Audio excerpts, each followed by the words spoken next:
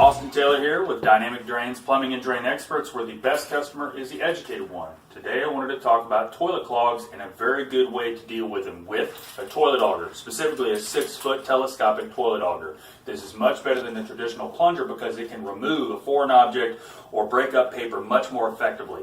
And a lot of times a plunger is only going to push the water past or the paper, but there still could be something left in there. And this, with what we have on the bottom of it, this bulb here, is very good at being able to retrieve and remove foreign objects. So, if your toilet becomes clogged, and you know it's just the toilet, meaning that there's no gurgling going on, your showers don't have water backing up into them, or your tub, then you know it's specific to the toilet. The first thing you want to do is obviously not flush the toilet, but put some gloves on, lay a towel down, get your toilet auger out, and you're going to pull it in all the way to this guide right here.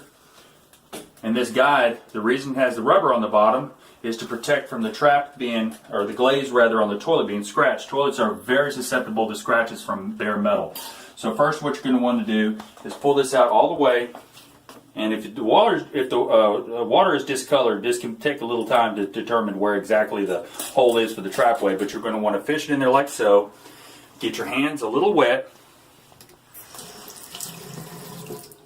And it allows it to rotate where you're gripping onto here. So like I said, this is telescopic, so this is a total of 6 feet. The first 3 feet I'm going to auger down like so, allowing you don't want to apply much pressure, you just want to twist it and let the auger go through there. Now, if you start to get bound up on something, you're going to probably have to crank a little bit harder and then sometimes yank it back a little bit. If in the process of you doing this, you notice the water goes down, there's really no need to go any further at that point. If you notice it goes down, simply pull back all the way, see if there's something on there, take out the water, and then let it sit on the towel. But let's say that didn't get it. You push in all the way.